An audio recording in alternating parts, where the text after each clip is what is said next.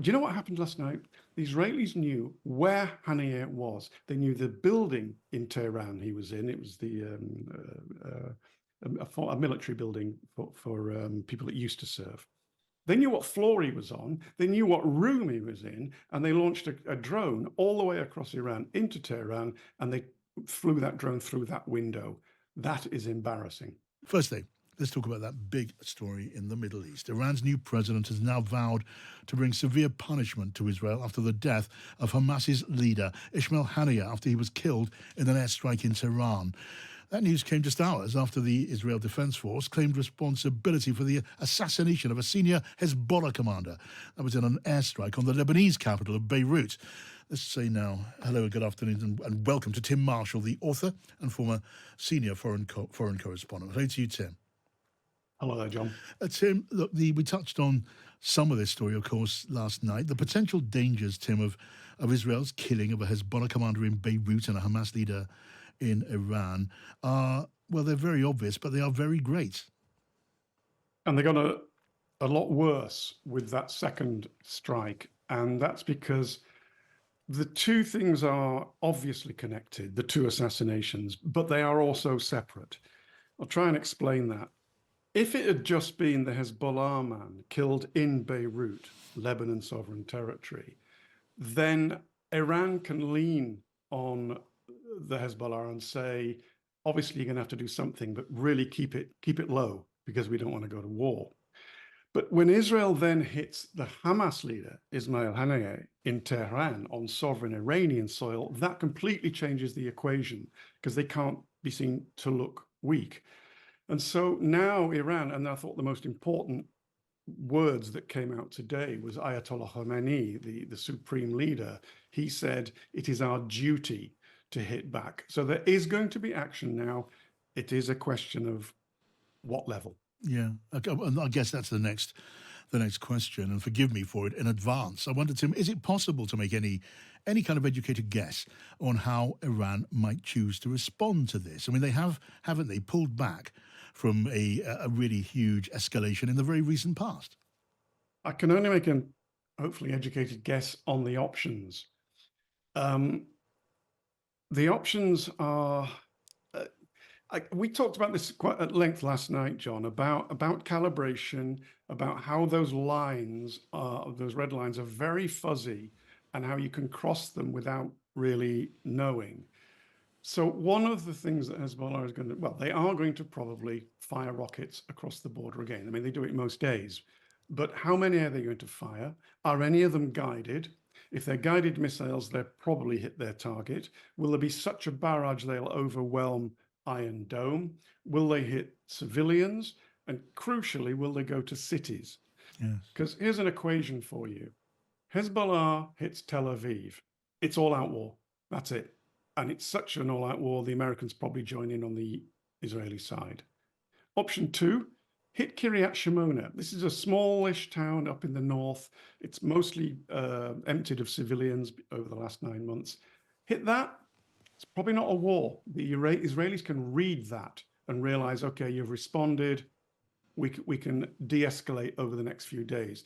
So I can only tell you about these options that they've got. How much will they throw at Israel? How far into Israel will they throw it? And what are the targets? Right. So when we then talk about Hezbollah, which is maybe the most powerful non-state military force in the world, yes, and we talk about them being backed by Iran, does that mean wholly under the control of Iran? Is it conceivable, Tim, that Hezbollah could take very significant action on their own account? No, they're not. Iran is not wholly in control of Hezbollah, but it does get the final say. I mean, that's kind of contradictory. But what I mean is Hezbollah is not going to ring up Tehran if on a day-to-day basis.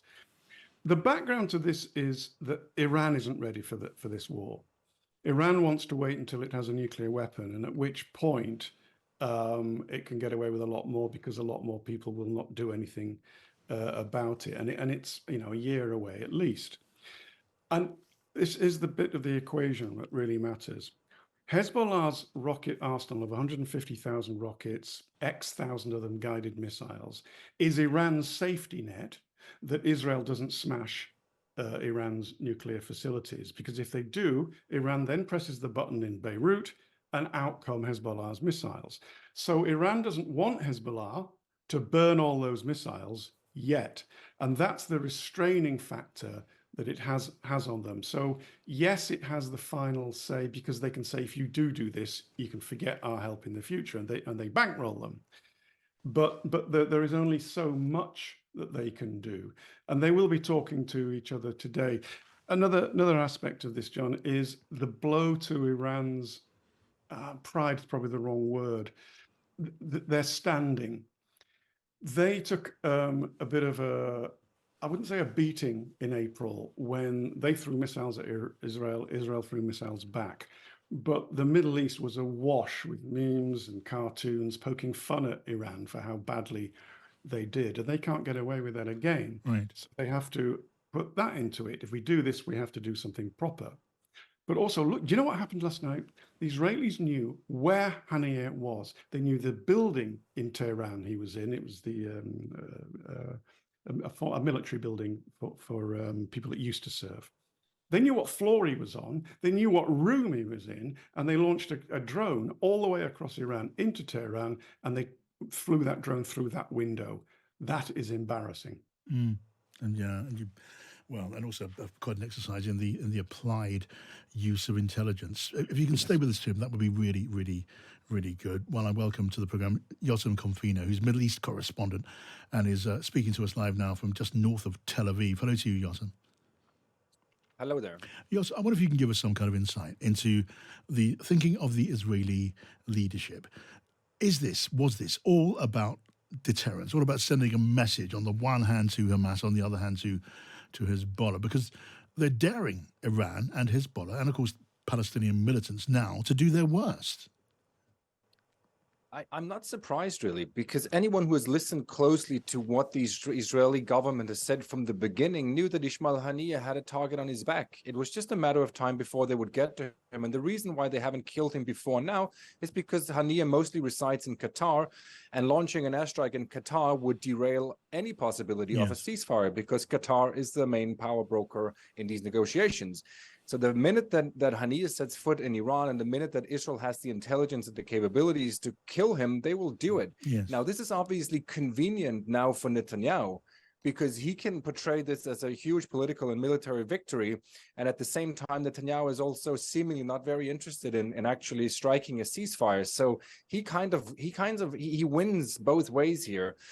So I'm not surprised that this happened. And I would say the fact that they could show Iran how easily they could target Hamas leader Haniyeh is also a win, of course, for Israel. Right. So as of now, Yossam, how has what has happened gone down in Israel with public opinion, and as far as one can gauge that, or with commentators, with the media, and with the wider public sphere? Is there great support for what has happened? There is a great support to take out anyone who belongs to Hamas, in particular the leaders. I'm yet to hear anyone really shed a tear of Haniyeh being killed. But there are those who are very concerned, and it's particularly the families of the hostages who are very worried about the prospects of a ceasefire. Their number one concern right now is to get their loved ones out of Gaza. Their number one concern is not to kill Haniyeh.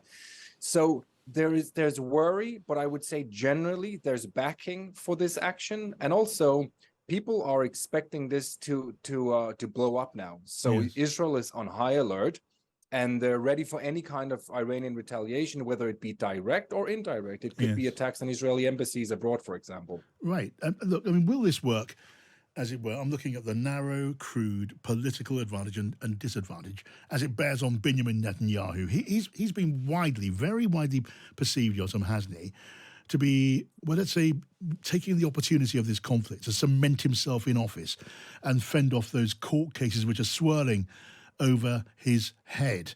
Now, with that in mind, he's also, it seems, extinguished the possibility of ceasefire talks coming to fruition. Or is that not right? Because I heard another commentator this morning, who knows a lot more about this, certainly than I do, saying the ceasefire possibility is still there. How do you judge it? It's still there. As far as I understand, and I speak to senior Israeli officials regularly, and they say that largely Israel and Hamas actually agreed on this ceasefire, but there are certain details that they're still discussing, and both parties are stalling for time for each of their own reasons. Netanyahu is doing it because he doesn't want to scare off his far-right ministers who have threatened with toppling him, and Yahya Sinwar, the leader of Hamas in Gaza, he wants to make sure he gets everything, because the minute he releases the hostages, he's got no leverage whatsoever. Right. So largely, there is a deal on the table, and they could take it. Israel believes that, for example, killing Haniya and also destroying Hamas as much as possible in Gaza actually makes Israel stronger in a negotiation position, because it puts so much pressure on Hamas that they might be flexible. That's the Israeli theory. Now, Hamas has said they're not, as of now, they haven't left the negotiation table, but they could use this as an excuse to walk away and say, you killed our main negotiator, we will no longer negotiate with you. Right. Okay. Well, watch this space. Sit on the edge of our seats and watch this space. Yotam Confino or just north of Tel Aviv. Thank you so much. Back to you, Tim, for a last point, if I may. One of our listeners, Scott, has not unreasonably texted in to say, look, realise your programme, I'm paraphrasing here, is news analysis, but now he says, and I'm quoting, please don't scare the heebie-jeebies out of us. And I've been seeking, Tim, not to do that. Yeah. When we're looking at this conflict, it's got enough potential for enormous harm in the region, and with economic harm that would radiate out from that. When we're talking about it spreading to the point of globally destabilising and worse, are we just not in that place? Not yet. I really don't want to scare the heebie-jeebies, because, most times people are offered a ladder, a de-escalatory ladder to climb down, and they climb down it. This particular ladder consists of Israel understanding someone's going to do something. If they attack the Israeli athletes in Paris, the balloon will go up. If Tel Aviv is attacked, the balloon will go up. But if it's a limited missile strike against a small empty town, they'll read the signals, and that's the ladder that they don't then do anything. It calms down, and in a week's time you go back to peace negotiations to get the hostages out. That is a scenario. But to scare, not the heebie-jeebies, but I don't buy all this stuff about World War III. Miles away from that, even if it does go up. But yes, if this got worse than it is at the moment, there would be an economic problem with the Red Sea traffic, possibly Suez traffic, etc.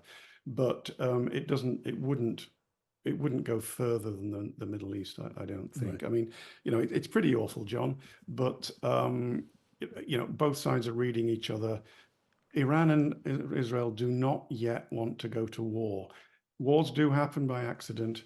Wars happen deliberately. But at the moment, they're going to try to read each other's signals and calm it down. So next call is Tehran's. Right. Okay. I think the word reassurance wouldn't be the right word to use in this context. But I'm grateful for your contribution as always, Tim. Thank you so much for coming on. That's Tim Marshall. More on this story later on, I promise you.